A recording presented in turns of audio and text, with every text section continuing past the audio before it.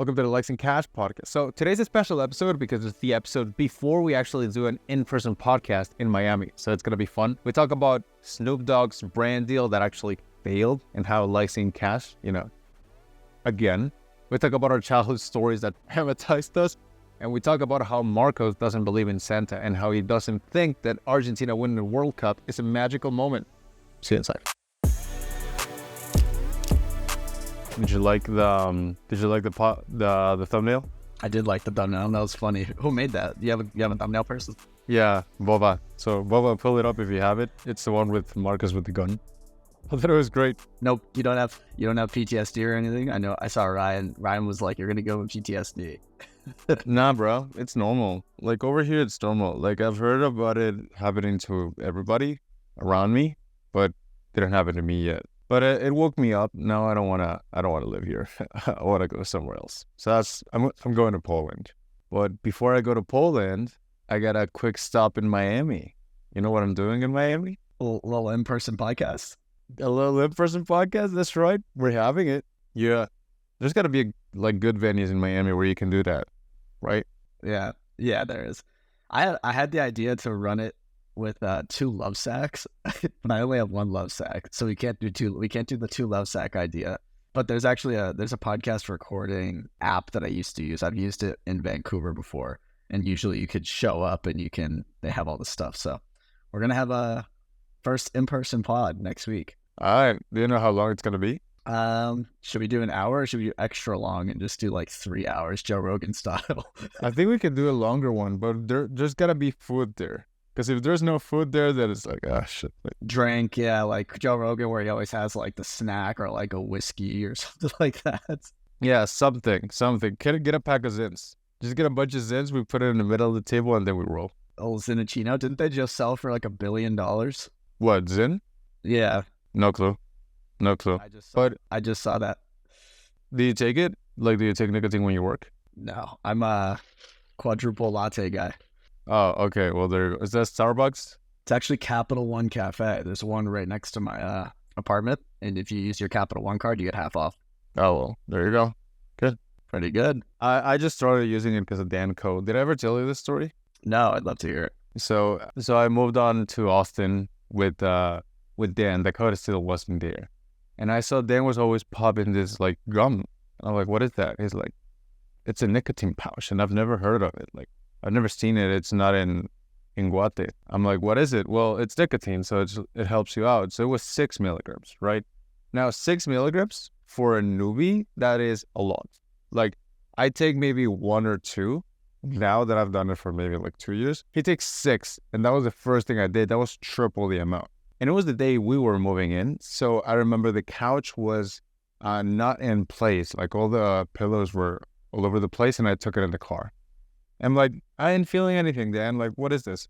We go there, and then it hits. Bro, I can't move. I literally can't function.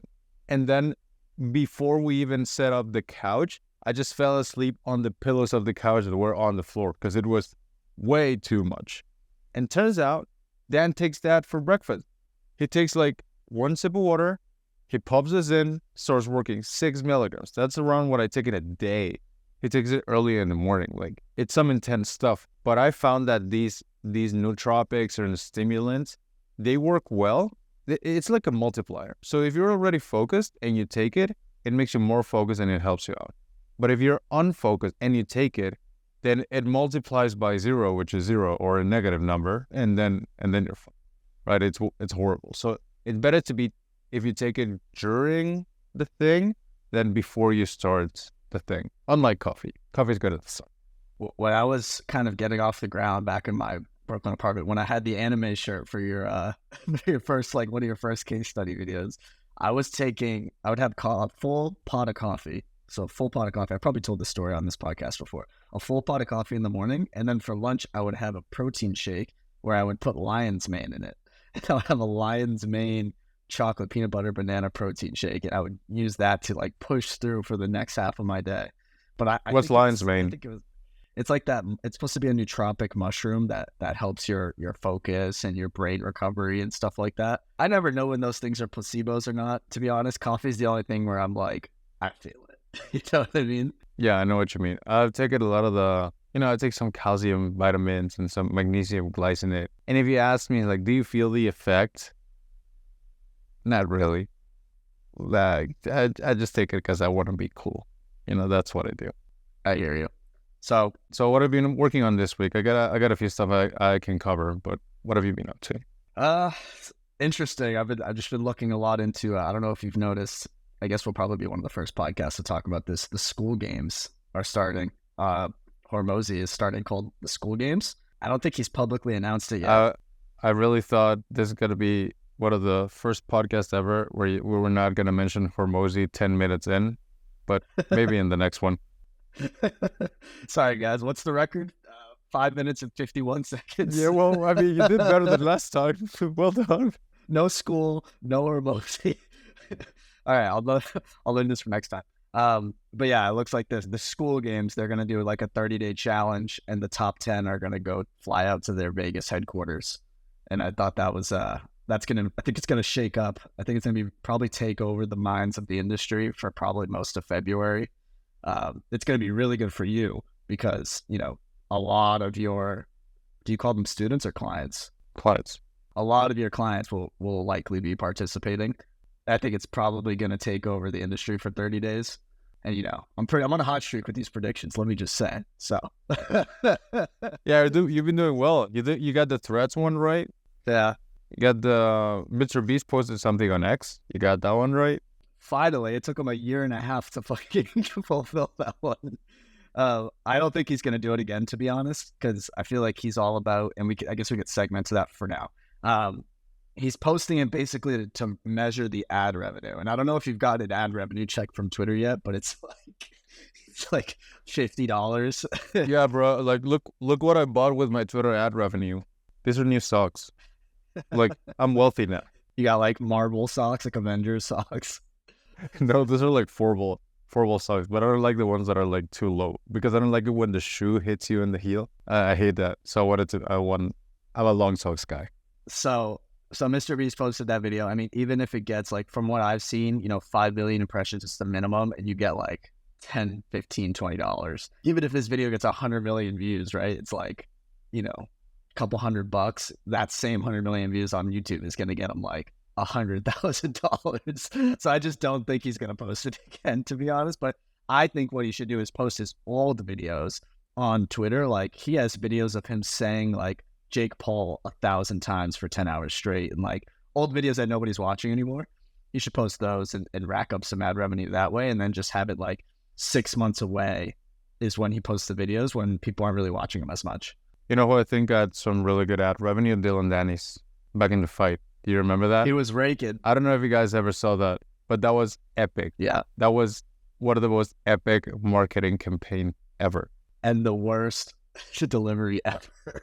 Yeah, I mean, he didn't fight well, did he? I think he tried to jiu-jitsu the guy. Anyway, so it's this jiu-jitsu guy, Dylan Dennis, wants to box Logan Paul. Logan, right? Yeah, so the guy's a boxer. Anyway, the marketing campaign for that, from Logan had a way bigger platform, but Dylan didn't. So apparently, Logan's fiance, what's her name? Nina, right? So Nina Agdal.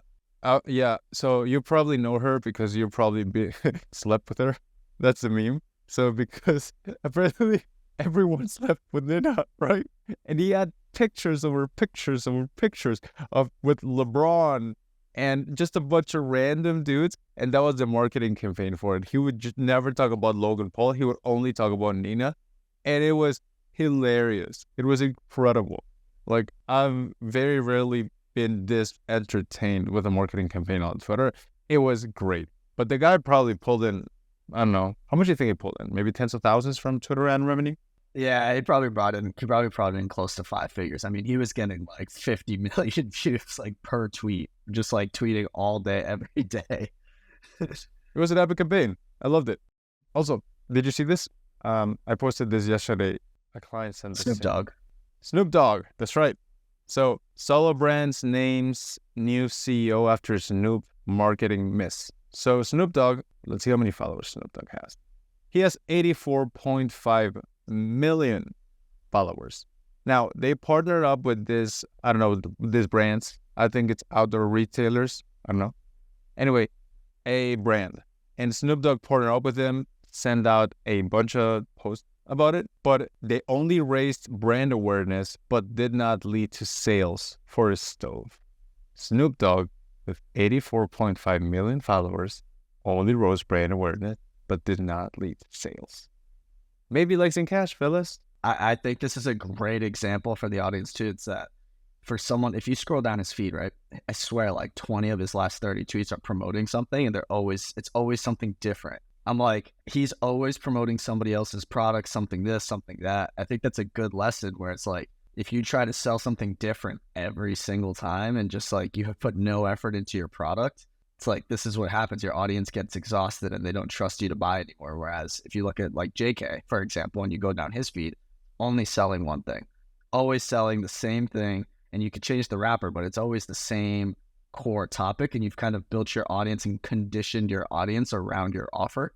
And now your audience is much better. Like, for example, if you go to maybe like 4 days ago, you tweeted, I have 14K followers on Instagram and 200K followers on Twitter. But since I built my Twitter audience as a content creator, but I built my Instagram audience as a cash creator, you know, it's making the same amount, if not more money on Instagram with a 10th of the following or 20th of the following. I think that's a great example here. It's like Snoop Dogg has 84 million followers, but he built that as a artist, not as someone who's going to sell something. And I think that's a good example. Yeah. What if you sold, I don't know, marijuana? That would make more sense. Yeah, if he just owned the companies and just had one like marijuana company or something like that in a record label and only promoted those things, he would make 10 times as much money instead of selling out for these one-off checks, and his audience would trust him. But no, it's always something different. And when you do that too, it's like when you have so many different products, you're starting from square one each time. Whereas if he just had, for example, the marijuana company, he'd make micro improvements, listen to the audience, improve it over time, etc., change the wrapper. It's a much better long-term thinking play. But for him, I get it. I mean, it's for him, he's like, I'm going to get paid like $300K every time I make these stupid videos. So he doesn't care. But yeah, that CEO got fired from the, what is it, a smokeless stove company?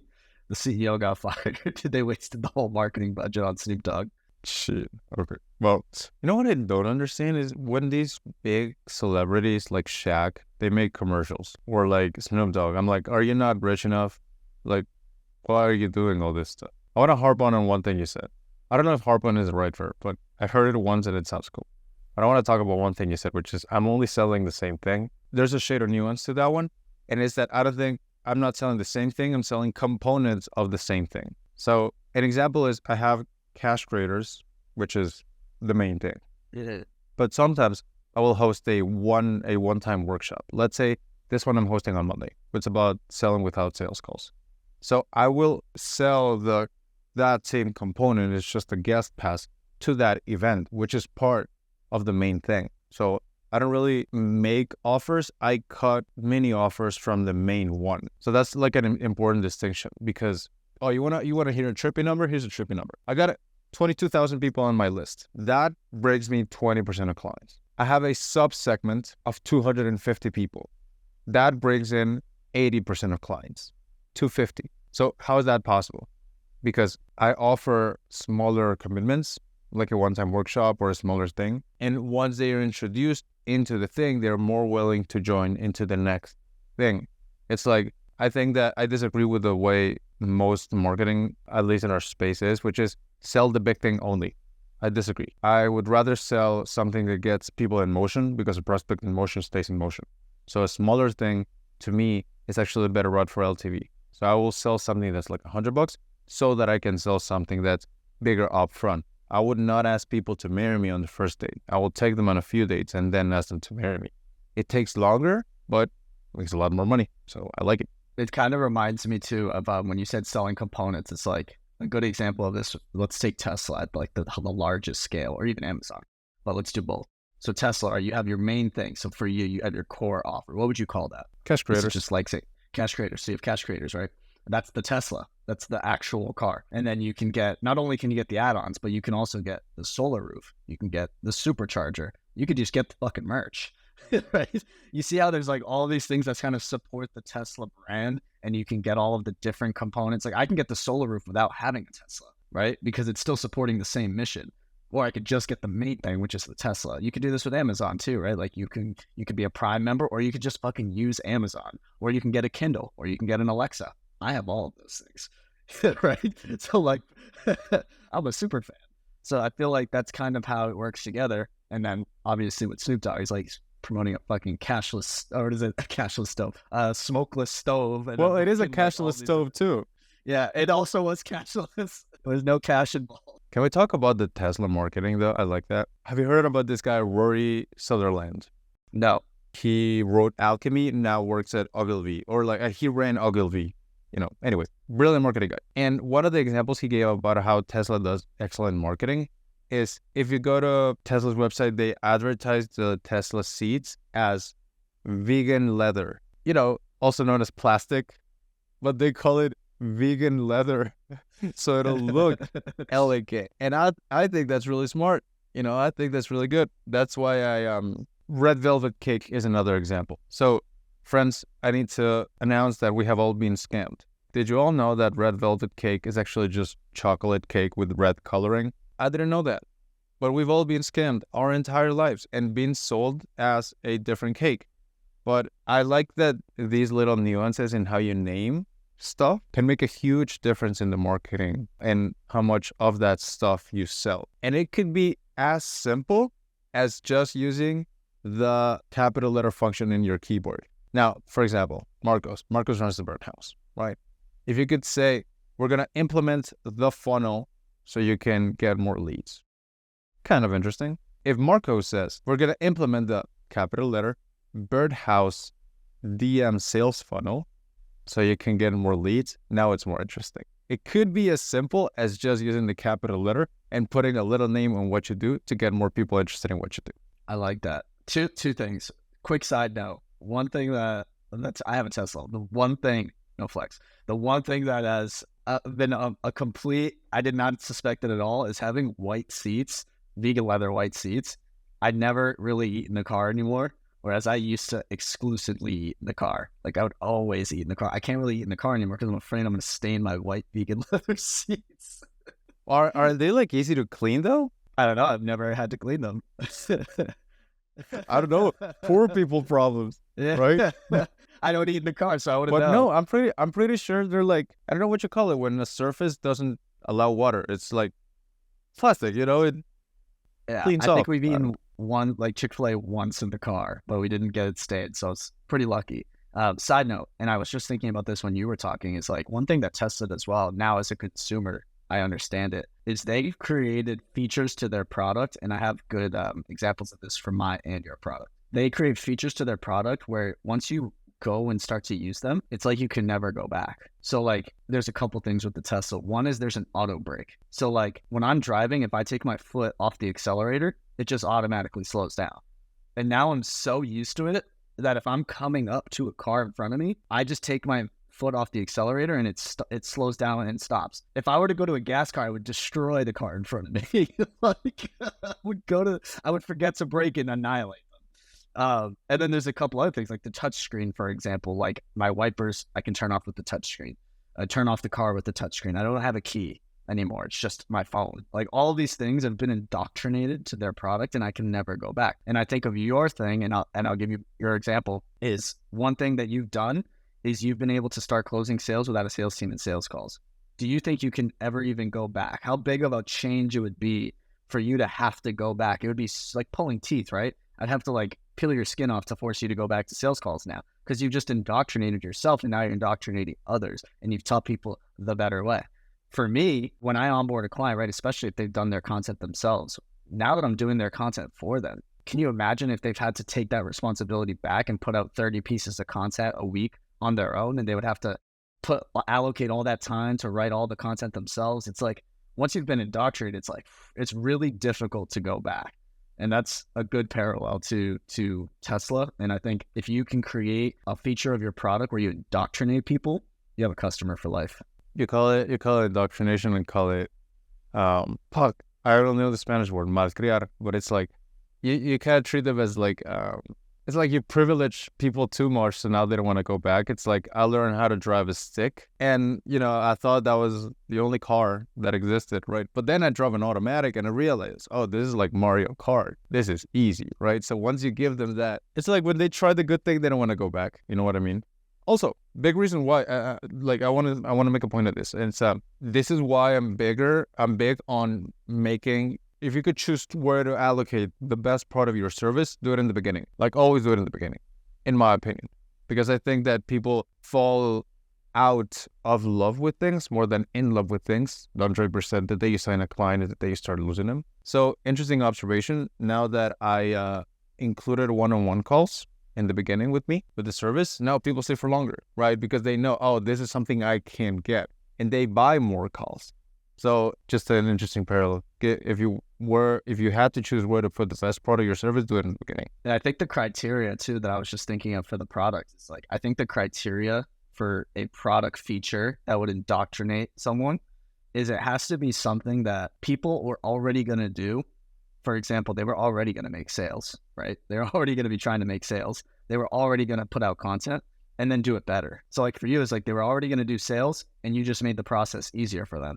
For me, it's like they're already going to put out content and now I'm also performing better and they don't have to do anything. See, it's got better and it's something they were already going to do. So I don't have to force them to do sales. You don't have to force people to try to make sales and I don't have to force people to put out content because they already know those are things that they have to do. And I've just made it better for them. I think that's the criteria for that product feature that'll indoctrinate people. Like with Tesla, right? You already have to brake. It's like you already have to brake. So they just made it automatic. Do you see what I'm saying? I see what you're saying. When we were running Tweet Hunter, the tweet scheduler, something that was interesting is when you write up, there was an AI tool like right next to the text box where it kind of predicted how your tweet was going to do. Very well, good, excellent, bad. And when they were developing the thing, they asked me, what do you think about this? And I said, I hated it. I don't like it at all. I think that if we say it's good and then it flops, then people are going to hate it. Turns out it's an awesome feature and it got people even more indoctrinated into the thing because people didn't post so much as to share value, like they say. It's more like they just want to feel good that they did something that day. So we can make them skip the guesswork just by telling them, oh, your tweet's going to do excellent. Don't worry about it. And if they failed, right, and if it didn't do well, at least they had the little emotional comfort in, maybe it's not me. Maybe it's the algorithm because Tweet Hunter told me it was going to deal. Well, that's like some of the features for Tweet Hunter. It's like there's things that people were already going to do and it just made it better. Like, for example, a lead magnet giveaway, like, or an auto DM. Like that was something people already do on every platform. They just made it automatic. You see, it's like so quick to indoctrinate people. And like, you can't do that on your own. You know what I mean? You just can't. Same thing with like thread finishers or auto retweeting or any of that stuff, right? You can't just, you were going to do it anyway. You just made it better, more efficient and quicker. And now it's like, why would I go back and do it myself? So now you have a $50 a month customer for life. It's like, if you can practically use those guidelines in your product or your coaching offer or anything, I feel like you'll kind of figure out a way to indoctrinate your clients or your students. Is it something that I like, it's common on Facebook and stuff, but it wasn't common on Twitter? When I say I'm reading is, I read the first 2 chapters of the 22 immutable laws of marketing. One of them is being first is better than being the best. The second law is if you can't be the first out of a subsegment. So I'll ask you an example. What's the biggest narco ever in Colombia, Marcos? Who is it? What's that guy? Pablo Escobar. There you go. Pablo Escobar. There you go. Yeah. Exactly. Who's the second biggest narcos in Colombia? Who the fuck knows? I don't know, right? True. What's the biggest narco in Mexico? I don't know this one. Come on, bro. You know, it starts with I'm gonna know it if you say it. El Chapo. Oh, Chapo. Yeah. I got it. Yeah, bro. We've talked about this. We've mentioned him in the pod, right? Bro, just because my name's Marcos doesn't mean I know everything about narcos. Yeah. Side note, guys. When I was trying to like sell Marcos into the thing back in the day, like, you know, I thought building report Marcos Ruiz. I'm gonna speak to this guy in Spanish, and then I was saying some things in Spanish, and I realized this shit ain't landing. Like either I suck or this guy's Spanish suck. So we went back to English. And that's how it happened. Okay, back to the thing. if you can be the first, right? Be the first in a different category, right? You don't know who the second biggest narco in Colombia is. You don't know if Escobar was bigger than Chapo, right? But you know him because he's from Mexico and it's in a different category. So the things I am doing, which is don't use sales calls, right? Focus on cash over likes. Like, that's not new. That's been going on Facebook for a long time. But because I've been bringing that kind of to Twitter and to Instagram and to LinkedIn, going against this quote unquote creator economy thing, it looks new, right? And it's not that I am first, but I am first in that category. Therefore, people relate me to that, even though I didn't create it. Smart. I like it. Yeah, there you go. So there's that. Okay, I want to talk about some things that I disagree with. Two things. I think that we are, as sellers, we are not picking up on prospects' language enough. We don't pick up on people who are downside focused and upside focused enough. And downside focused people make the worst clients. So I posted this today. Growing up, I had a friend called Juan. And this is not a pseudonym. He was actually named Juan in Latin America. But anyway, Juan was always downside focused, bro. Every time we go into the games, we play soccer, he'd be scared of injuries. He didn't want to get hit. And somehow, I don't know how, the ball always found a way to his face. And he'd be out for the day. And then, that was it. When we went out to play, Juan was always thinking about, what if I get hit? I haven't warmed up. I haven't trained. It's been a while. I'm getting fat. And then, what you know, he got hit. And I think that if I didn't know it at the time, but if I would have picked up on that language, I would have asked Juan to be on the other fucking team, not on my team, right? So I don't think we as sellers pick up on buyers' language enough. People who use the words buyer's remorse, ROI, recovering my investment, like, oh, I haven't had any stuff from this program yet because I got it from something else. This is not from this, but from that. Or like, do you have a guarantee? That's Juan flag, bro. That's red flag. If we don't pick up on that kind of stuff early, then you're going to fill your funnel with a bunch of Juans and they're all going to be downside focused. They're never going to win. So when I was broke, I was making $250 a month. I bought a $255 copywriting course. And I didn't have the luxury of being Juan and being downside focused because I thought if I don't make this shit work, I wasted a month's salary. So I had to make it work. There was nothing I couldn't find on YouTube. But anyway, I just did it, and that's how I got my first 2 clients. So I think as sellers, we should be more ruthless. We should be picking up more language. And if somebody starts speaking Juan language to you, shut them off because it's going to cost you more than the money they could ever give you. Well, I'm going to give you some free premium gas because I did the same thing when I joined Cash Creators. I forgot what it was called back then. When I joined Cash Creators like a year and a half ago, I literally I hit 3K in a month, and I was like, okay, well, my rent is $1,700. So I'm just gonna, if I invest in this, I pretty much have to make it all because I'm committed to a 6-month contract. And what was it like 2,000 back then? It was like 2K, and I had a 3K month. I didn't even care about the taxes at the time. I was like, I'm not even gonna worry about that. I'm like, I have $1,700 on my rent. I got $2,000 on this program, and I made $3,000 last month. So I had -700, and I'm about to add -2,000 the month after if I don't continue to push. And within 30 days, I had 10K. Literally within 30 months, 10K. And then I made you guys can go back way back to when I was in the anime shirt for the case study video with the worst webcam ever. That was like my MacBook webcam. But it was the same thing. It was like I literally had to. I had no choice. You know what I mean? Even if you look at those numbers, like even at that 10K, you subtract the 3,700, you subtract taxes, like I pretty much was just above break even enough to like go out to eat and stuff. So yeah, I think you have to put some of that pressure on. I think that's kind of the key. It happened with you. It happened with me. And I see it happen with other people too. It's like, if you put that pressure on, you'll get there. You know what I mean? But I think a lot of people are afraid to put the pressure because they're too focused on the downside risk. They're just like, well, what if I don't?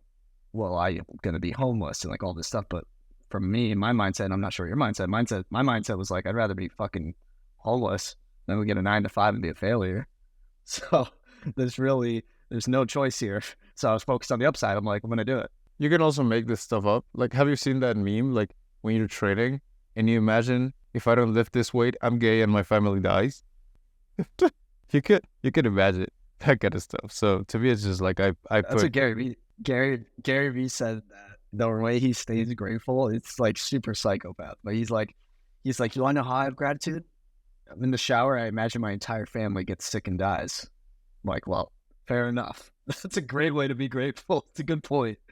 I don't know if I agree with that. I don't like that. To me, it's like myself, right? Because you know something I watch when I'm feeling down and I'm like, I don't want to push. I watch Argentina win the 2022 World Cup in Qatar. Boo. Shut the fuck up, bro. You're Latino. What the hell are you talking about? I show some pride, Ronaldo dude. fan. What the hell's wrong with you? Ronaldo's better. Anyway, because, bro, that was epic to me.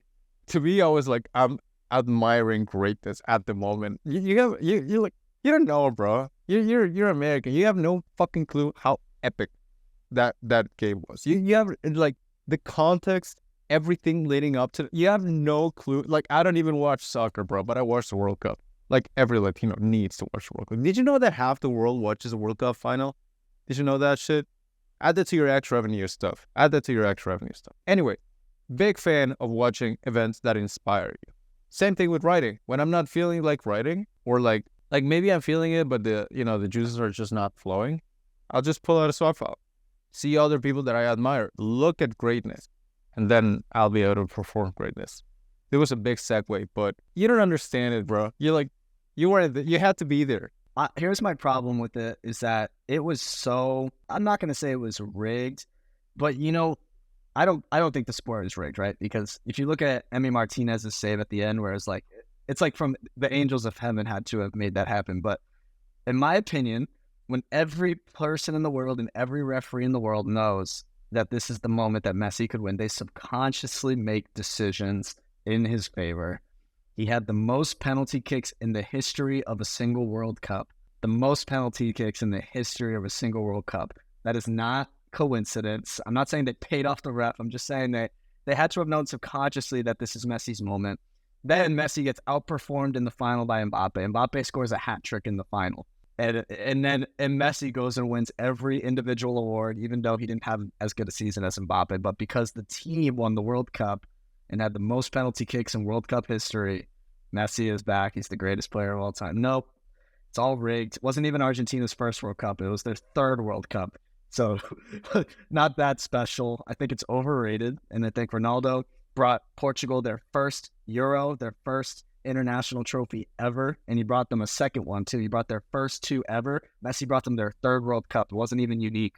That's why Ronaldo's the GOAT, and I'm leaving it at that. Bro, you know what I think you're saying this kind of shit? It's because they told you Santa wasn't real at 7 years old. This is what's going on. You just were killed of the magic. Like where you ask where kids come from, they just told you the real story. They didn't tell you they come from magical birds in the sky with golden eggs. This is what's going on. You're just salty that your childhood sucked. That's what's going on. I just think Messi is like the most propped up. He's like an industry plant. He's all talent, whereas Ronaldo sits there and works out every day, never eats a single bad meal, jacked at like 40 years old. Still, he had the most goals in 2023. Did you know that? You wouldn't know that because Messi still won the best player in the world award because they just gave it to him again. Because he won the fucking World Cup, bro. Oh my God. He won the World Cup. He won the World Cup. It's so messed up. He did. Okay. I mean, like, whatever. He was part of the team that won the World Cup. Like, you don't know, bro. You know how fucking disheartening was? I think it was, what was Brazil World Cup? I think, 2014. When he went to the final with Germany and scores the 1-0 in overtime. Do you know how fucking painful that was? And Messi had a 1v1, threw on the keeper, and completely missed the goal. He shoots it wide on Manuel Neuer. He had the opportunity, but he wasn't good enough. If that was Ronaldo, he would have scored, but unfortunately, Ronaldo's from Portugal, so he doesn't get the opportunity to go to 2 World Cup finals. Like, what? How privileged? What? See? You see? Yeah, you're getting plot armor now. Yeah, I just got plot armor. Okay, so question. At what age did they tell you that Santa wasn't real? My brother told me. My brother told me when I was like 7. He said, "Oh, there you go. Exactly. 7. See, I guess this is what's going on. They killed the magic in your life. This is why you read David Goggins so much, because you don't believe in this fairy tales kind of stuff, bro." He said, "Do you really think you should there's do another personality test?" I did. I took it again, and it's still INFP. My IQ is still the same. Nothing changed. My brother told me, you really think there's a fat guy flying around giving presents around the world? I'm like, that's a good point, big brother. And I never believed again. Do you have a childhood moment, anime childhood moment, in which you were forced to evolve into the next character, into the next stage of you? I'll tell you mine. When my dog died, I was like 12 or something, 12 or 13. And I thought, like, man, like, shit can get real. I better do something about my life. And that was really painful. I still remember that dog. Her name was Mel. She was white and she was awesome. What was yours? This isn't probably like it's not the most deep thing, but I kept getting cut from the basketball team in elementary school, 3rd grade, 4th grade, 5th grade. I never made the basketball team until high school. I kept getting cut at tryouts. And it was because the coach of the team kept letting his son in, who I was much better than. I remember he would call our home phone, and he would tell you if you made it. So I'd be waiting by the phone all day to hear if I made the team. He called and he's like, you didn't make the team, blah, blah, blah. I would just sit in the closet, just bawling my eyes out. And I realized life isn't fucking fair, so get better. And I got better, and I ended up being the captain of the varsity team in high school.